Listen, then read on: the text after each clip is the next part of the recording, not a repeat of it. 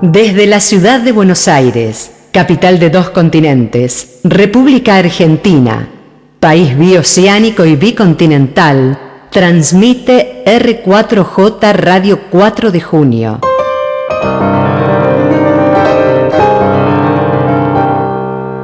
La radio para una Argentina justa, libre y soberana.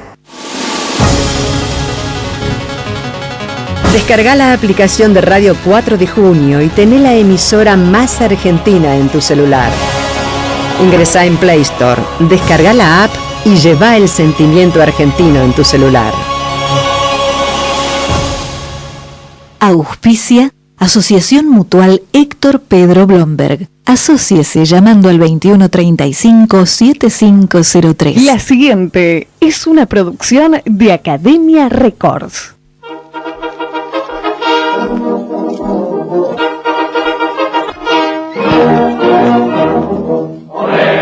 Corremos la fuerza del trabajo que avanza triunfar.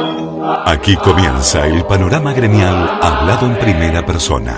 Los sindicatos. Juan Imperial. Pensando, debatiendo y construyendo diálogo con los dirigentes del movimiento obrero. Los sindicatos. Con ustedes, los protagonistas. ¿Cómo le va? Muy buenas tardes, ya 15:10 en Argentina, estamos arrancando otra nueva emisión de Los Sindicatos aquí por Radio 4 de Junio y por Cadena Imperial de emisoras en gran parte del país. Ya 12 grados en Buenos Aires en una tarde con mucha nube en el cielo, una tarde medio gris, con alguito muy casi imperceptible de resolana, y bueno, y presagiando otra noche muy fría aquí en la ciudad capital de la República Argentina. Vamos a estar hasta las 15:30, Juan Solito en la operación técnica y puesta en el aire, Lala Rosaica, Susana Manes en la producción, la idea y conducción de quien les habla, de Juan Imperial. Señores, vamos a estar conectados a través de la página Los Sindicatos en Facebook. Ahí nos ubican y le dan clic a me gusta. Pueden escribirnos tanto sea a través del muro de la página como así también de la bandeja privada. Nos pueden mandar preguntas para nuestra entrevistada de esta tarde. También estamos conectados a través de la aplicación de Radio 4 de Junio. Mientras nos estás escuchando, arriba tenés el menú enviar mensaje. Haces clic ahí, se te abre un cuadro, pone tu nombre, desde donde nos estás escribiendo, o sea, localidad, barrio, donde sea, provincia, país del mundo, porque estamos llegando a todo el mundo a través de internet, y nos mandas el mensaje. Y si no, también tenés lo que desde ayer ya es la nueva vía de comunicación con la radio, que es el WhatsApp, el 11 31 26 52 74, 11 31 26 5274, la vía de comunicación por WhatsApp con Radio 4 de Junio. Podés enviarnos WhatsApp escrito o también de audio, que por supuesto pasaremos al aire. Bueno, vamos a estar charlando acerca de una problemática que creo que yo tengo 43 años, desde que tengo uso de razón, hay una problemática muy fuerte y muy marcada con los docentes, ¿no? Gobierno tras gobierno y la cosa no se resuelve. Y hoy tenemos a una representante delegada en una escuela en la ciudad capital de la provincia de Buenos Aires, me estoy refiriendo a la ciudad de La Plata, a la ciudad de Las Diagonales, es Victoria García Martín de Sudacuba. ¿Cómo te va, Victoria? Buenas tardes, Juan Imperial te saluda, ¿cómo andás? Hola, ¿cómo estás, Juan? Bueno, bienvenida aquí a los sindicatos y a Radio 4 de Junio para tratar de comprender un poquitito cómo es el momento del movimiento obrero organizado, ¿no? Que en sí es bastante complejo desde la situación del país, y creo que a medida que pasan los días se pone todavía mucho más complicado, ¿no? Exactamente, es tal como vos decís. Si querés, déjame que empiece contándote que justo hablaste de la cuestión del movimiento obrero organizado, y en lo que confiere a los docentes, este trabajo, ¿no?, de unidad que siempre se implora y que se está haciendo hace un tiempo, pero sobre todo a partir de las políticas del gobierno actual, que nos han unido mucho más que antes, ya tuvo mella en los docentes. Nosotros acá en la ciudad de La Plata y provincia de Buenos Aires ya inmediatamente, desde el gobierno pasado también, pero sobre todo con el gobierno de María Eugenia Vidal, se conformó el Frente de Unidad Docente Bonaerense, que une a todos los gremios de la educación de la provincia, junto también a los auxiliares de la educación, porque creemos que más allá de las diferencias, sin unidad era imposible empezar a tener una agenda de lucha frente a las políticas de ajuste del gobierno actual. Creo que eso, ese trabajo a nivel, a nivel de nuestro oficio, ¿no? Lo que sería la docencia, creo que es lo que se está tratando de hacer desde hace unos cuantos años, y más en este contexto electoral donde también se están aunando bastantes fuerzas. Repito, más allá de algunas disidencias, creo que el esfuerzo va en ese sentido. Nosotros sabemos que cada vez que nos han dividido como trabajadores entre los distintos gremios y al interior de los distintos gremios, solo hemos perdido. Así que bueno, de eso se trata, y en el caso de docente, te repito, lo estamos haciendo ya hace más de 3 años, que tiene su nacimiento el Frente de Unidad Docente Bonaerense. Victoria, el gremio docente es un gremio con muchos sindicatos, ¿no? Debe ser digamos, la rama del movimiento obrero con más sindicatos prácticamente, ¿no? Mira, no te podría asegurar, pero seguramente es uno de los que más tiene. ¿Y por qué se da tanta división?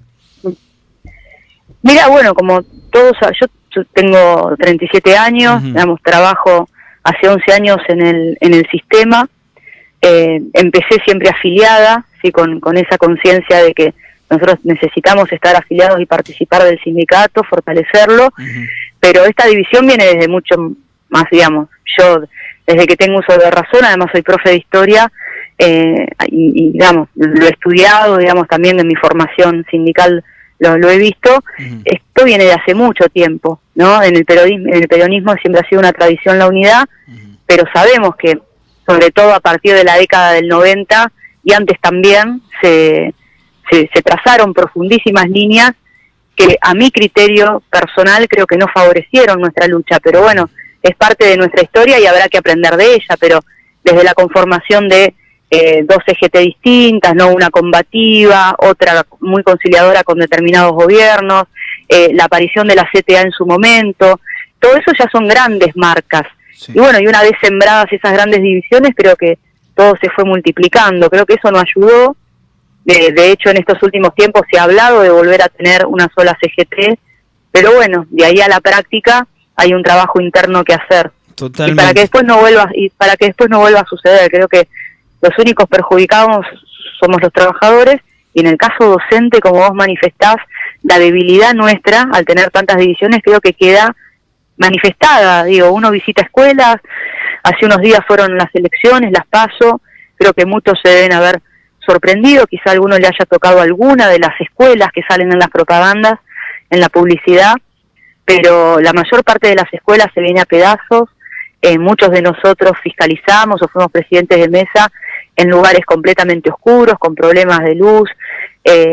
Sinceramente, así se trabaja en general en la provincia, en la ciudad de La Plata más todavía, al ver más escuelas, no, más alumnos, también es una situación más complicada, pero fue decepcionante volver después de 4 años con un discurso que supuestamente venía a cambiar las cosas, y encontrarnos con que el abandono sigue siendo un eje, digamos, sigue siendo un hilo conductor.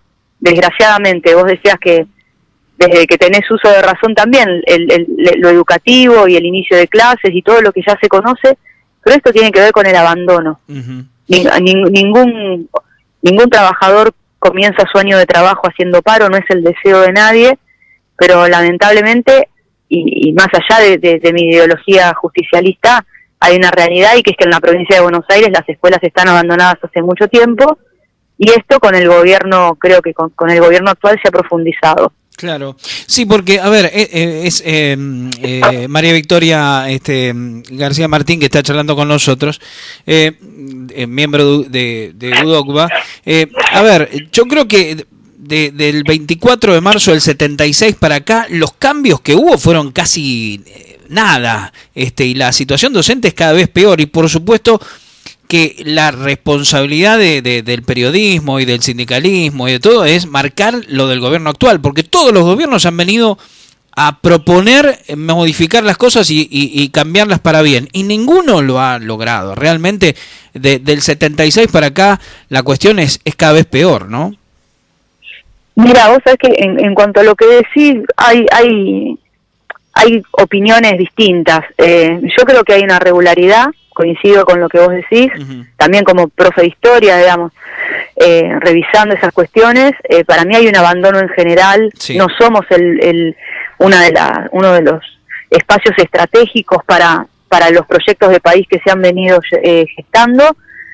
Pero bueno, como vos sabés, los gremios docentes tienen su militancia, tienen su ideología política, y muchas veces, según el gobierno de turno, ha habido dirigentes docentes, dirigentes sindicales docentes que han defendido las distintas gestiones. Claro. Podemos hablar del gobierno de Menem, podemos hablar de Dualde, podemos hablar de Scioli, de todas las gestiones, digo.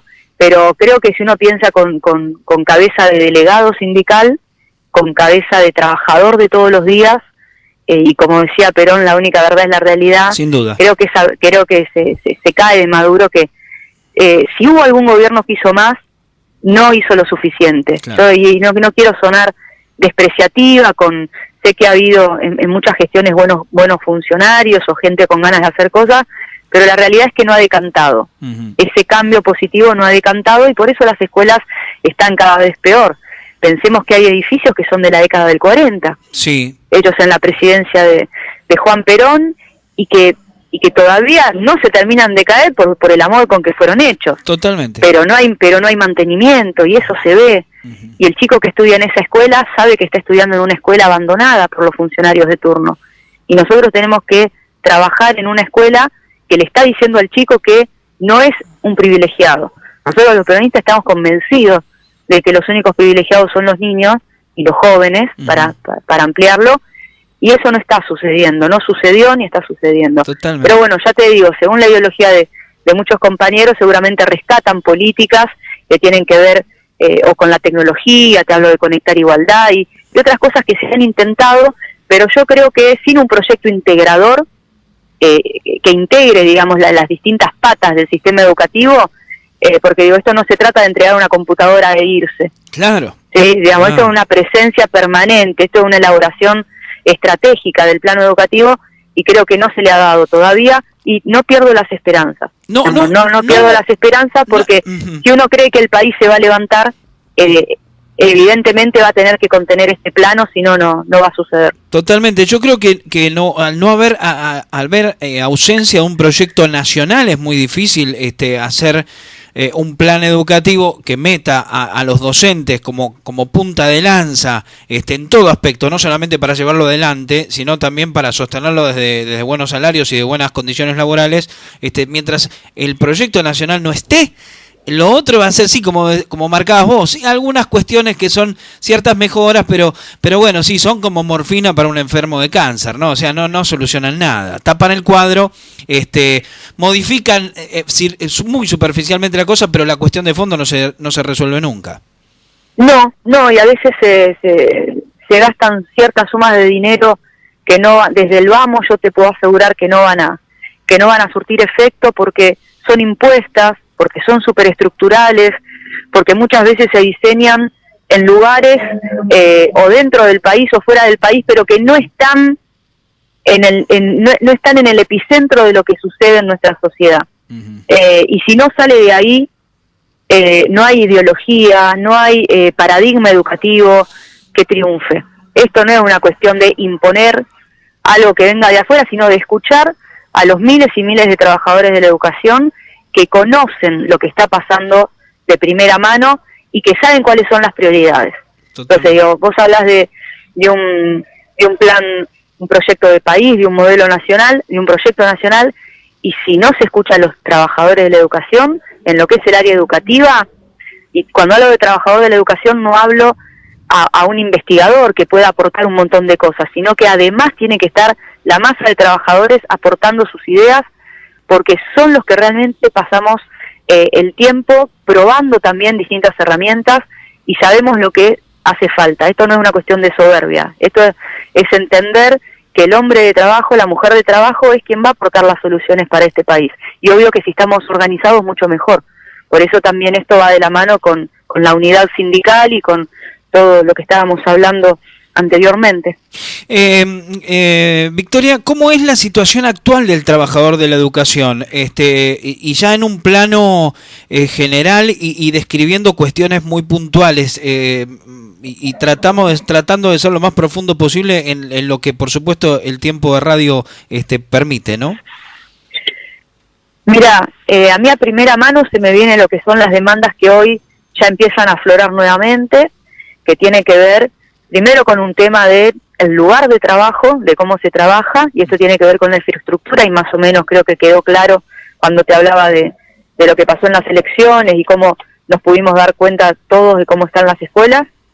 Y la otra cuestión es la salarial, porque esto es un trabajo y la totalidad de los docentes hoy viven de su trabajo. Por lo tanto, esa idea de que el docente es un trabajo voluntario, que es la maestra que para no quedarse en la casa acompaña el sueldo de su marido, no. Hoy estamos hablando de que hace mucho tiempo ya el docente es cabeza de familia, ¿no?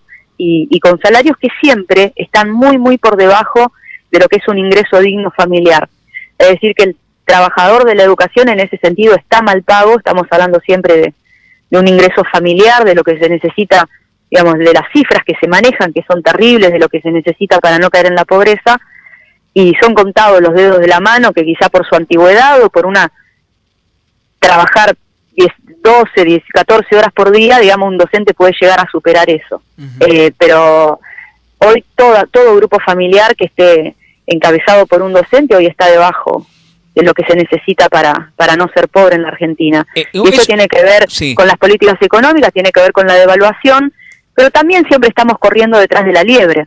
Esto es así, el trabajo docente no es un trabajo valorado, sino que con cada gobierno parece que tenemos que salir a convencer que necesitamos un salario digno para tener la cabeza en lo que la tenemos que tener puesta, que es en la planificación, en el vínculo con nuestros alumnos, y no en andar a saber cuántas horas tener que estar adentro de un aula quemándose la cabeza, estresado el docente de una escuela para la otra, sin pasar tiempo con su familia. Digamos, eso sabemos que está muy lejos de la justicia social, digamos, de la dignidad del trabajo. Así que yo te diría que hoy la urgencia se para sobre la cuestión de la infraestructura y sobre la cuestión salarial. Y después hay otra cuestión que es lo que vive la mayor parte de la población. Yo te puedo hablar de la Ciudad de La Plata y de la población bonaerense, más o menos. UDOCBA, el sindicato donde milito, es un sindicato a nivel provincial, y la pobreza que atraviesan las familias es atroz. Entonces, además de nuestras problemáticas particulares, obviamente lidiamos y trabajamos junto con las problemáticas que afectan a nuestros alumnos y a sus familias, con también problemas familiares, y con todo lo que conocemos que esta modernidad, digamos, un poco decadente ha traído a nuestras calles, y bueno, y con todo eso vamos para adelante, donde también está la ausencia del Estado, porque si el docente tiene que ser una especie de Superman, ¿no?, que está en todas, esto también es porque nos han dejado solos. Yo escucho a muchos políticos decir, la escuela sigue siendo el lugar básico o la unidad básica, y nosotros tenemos que recordar que la unidad básica es la familia. La familia, si querés, vamos a discutir, tradicional, no tradicional, se ha ayornado todo el concepto, pero digo, el concepto de familia, de contención, de amor, eso tiene que seguir siendo el pilar donde se desarrolla la vida de un chico, de un joven. Y al eso estar en crisis y el Estado ausentarse, porque se ausenta de todas estas problemáticas, imagínate, digamos, cuál es la problemática que atraviesa el docente en su trabajo. Nos escribe condiciones de trabajo, salario, y además esta problemática que al docente lo afecta muchísimo emocionalmente y también mentalmente. Si el docente agotado, el docente que ya no puede más, el docente que está pidiendo la jubilación, no es porque sea un docente no comprometido, sino porque en general son décadas y décadas en la carrera de un docente de atravesar todas estas cosas juntas y sentir que vota un gobierno que siempre le pide el voto y que después ese gobernante de turno en algún momento lo destrata. Esto lo hemos atravesado todos los que trabajamos en esta profesión. Vicky, nos escribe una docente de Zárate, Sandra, que dice, y si trabajas mucho te mata la FIP. También, bueno, ese es otro de los reclamos que muchas veces se ha criticado a la clase trabajadora, que es insistir con que el salario no es ganancia, y que muchas veces, como la compañera seguramente atraviesa y conoce, el tema de los docentes que pagan impuestos a ganancias muchas veces se debe a que nuestro salario tiene una composición ridícula. Si uno analiza el salario, lo que es nuestro recibo está compuesto por 1000 ítems. Tiene que ser un científico más o menos para descifrar qué significan todas esas nomenclaturas. Nunca sabemos lo que ganamos, cuándo nos corresponde, si te pasás de 10 horas te descuentan. Y cuando uno hace el esfuerzo de trabajar 3 cargos, quizá postergar un montón de cosas personales, familiares, se paga impuesto a las ganancias cuando uno se desloma, y en muchos casos es por la antigüedad que ya se tiene en el sistema. Entonces es completamente injusto que un docente, además con cualquier trabajador, pero un docente de la escuela pública, ante tanta falta del Estado, que encima a la persona que está presente se le haga ese descuento. Es terriblemente injusto. En mi caso, y a nivel personal y a nivel sindical, puedo estar orgullosa de que mi gremio jamás abandonó ese reclamo ni lo puso en un lugar secundario, según quien gobierne, ¿no? Porque esto también creo que hay que aprender de esto, que el sindicalismo se tiene que volver a parar, ser columna y ser cabeza también de un proyecto nacional, y que no podemos bajar las demandas según quien gobierne. Totalmente. Me parece que hay que ser, porque un trabajador, estamos hablando en un país que no se paga, que la renta financiera no aporta. Entonces, es más fácil, digamos, es lo que está pasando, ¿no? La valorización financiera, ¿no?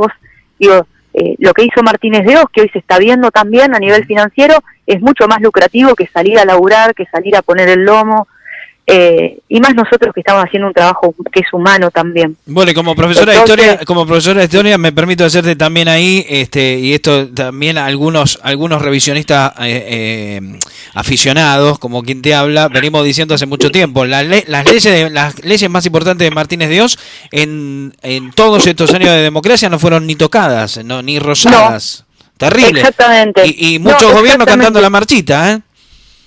Totalmente. Sí. Yo entiendo que según cómo se mire, porque formo parte de un gremio donde hay muchas opiniones y trato de respetar la pluralidad de ideas, pero uno puede entender que si hubo limitaciones, que si no se pudo, que si faltó tiempo, pero la realidad es lo que vos decís, y es que en lo estructural seguimos en un modelo rentístico financiero, y donde nuestra principal fuente de divisa sigue siendo la exportación de materia prima. En ese sentido no hay que olvidarse de las tareas pendientes. Muchas veces se menoscaba o se quiere olvidar o poner en un lugar secundario lo que fue la Argentina de la década del 40, del 50 y toda la estructura industrial que nos dejó, y que tardaron décadas en destruirla. Y hoy nosotros no podemos decirle a un pibe que va a tener un trabajo aún con título secundario. Entonces, cuando también, para mirar, ¿no?, lo que se hace, pero también mirar lo que nos queda, ¿no?, y dejar la soberbia un poquito de lado, porque nosotros vamos a ser felices cuando tengamos pleno empleo, cuando las familias se puedan desarrollar, cuando ser niño y joven no sea un peligro. Hoy un niño y un joven están desprotegidos en nuestro país, desde cuando prenden la televisión a cuando están en la calle. Sinceramente no es el país que queremos. Entonces falta mucho, falta muchísimo. Una cuestión no menor, ¿no? Con respecto a lo que tiene que ver con lo que pasa en una clase, también hay mucha violencia contra los docentes, de los que a veces no se pueden defender, en instituciones educativas, que albergan a chicos de muy baja situación social, ¿no?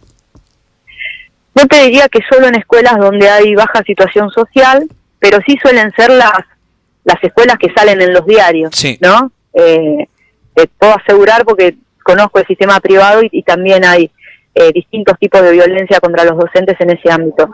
Yo creo que, como es algo que se ha dicho tantas veces, que la escuela es una caja de resonancia de las problemáticas sociales, y que la violencia, la falta de aprecio hacia el otro, la falta de valoración del trabajo de otro también se expresa cuando el chico quizás llega con un boletín que no se esperaba, o con o con una comunicación que no se esperaba. Entonces, reconstruir el tejido social es lo único que va a permitir que esto no suceda. Totalmente. No creo que sea algo en particular contra los docentes, pero digo, este rol tan importante que tienen los docentes y ante la ausencia de otras políticas estatales, hace que dónde va a venir a manifestarse desgraciadamente esta violencia. Y en esos hogares también hay violencia hacia adentro. Entonces, por eso cuando decimos con qué chicos trabajamos, qué chicos queremos, necesitamos hogares que tengan trabajo, que tengan felicidad, que no tengan violencia. Ese es un proyecto nacional. No pasa simplemente por la cuestión de lo económico, sino que hay que recuperar valores, y eso también es parte de la educación. La última, Victoria, y agradeciéndote el tiempo, ¿se enseña bien la historia? ¿Si se enseña bien la historia? Sí. Mira, yo creo que cuando se enseña con ganas, se enseña bien, más allá del palo, no de que siempre sale una corriente a criticar otra. Yo creo que mientras el sujeto del proceso de aprendizaje sea el alumno y sus incógnitas y sus opiniones y lo que trae de acá y lo que trae de allá, mientras surja un interés, yo creo que se está enseñando bien. Bien. No creo que enseñar bien la historia, yo tengo una fascinación por cierto revisionismo, pero eso no significa que mis clases puedan llegar a ser interesantes, ¿no? Uh-huh. Entonces hay que despertar el interés en los alumnos, transmitir una pasión, ¿no? Que el alumno sepa que uno tiene una pasión por tal personaje, por tal proceso, pero siempre abriendo el lugar para que el otro discuta, para que el otro incluso inicie una especie de debate o se oponga, ¿no? A la historia hay que apropiársela. Así que me parece que en ese sentido creo que la buena enseñanza es la enseñanza que deja al alumno ver que el adulto es un adulto apasionado por la historia, y se contagia y empieza su propio camino. A mí ni se me ocurriría decirle ese libro no lo leas a un estudiante, ¿no? Uh-huh. Pero bueno, obviamente uno deja su sello, los chicos saben, tal profesor le gusta este periodo, para el otro Rosas es un dictador, para el otro es un hombre, o sea, esas cosas siempre se saben en los pasillos de las escuelas, sobre todo de los años más grandes, de los chicos más grandes, y me parece que está bueno siempre que sea respetado, ¿no? Decir, no, a tal profe le gusta, siempre lo peor es que se diga, creo yo, tal profe te impone.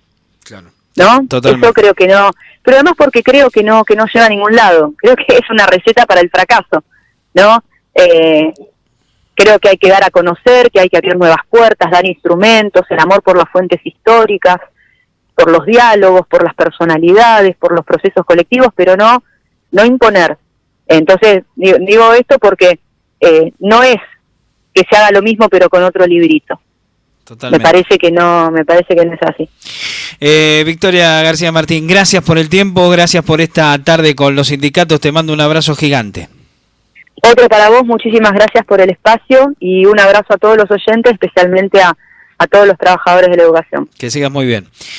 Victoria García Martín charlando con nosotros en esta tarde de los sindicatos que va llegando a su fin. Como siempre, Juan Solito en la operación técnica y puesta en el aire, Lala Rosaica, Susana Manes en la producción, idea y conducción de quien te habla, de Juan Imperial. En 7 días nos volvemos a encontrar con una nueva emisión de los sindicatos. No te olvides, 19:30 llega a Radio 4 de Junio Gerardo Vico para hacer Barraca Central en el aire. Están agrandados los muchachos de Barracas, arrancaron en la Primera Nacional, ganando como visitantes en Puerto Madryn. Así que van a venir exultantes. Será hasta la próxima semana. Muchísimas gracias.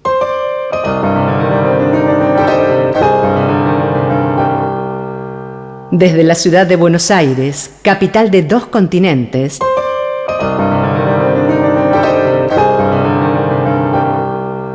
transmite R4J Radio 4 de Junio.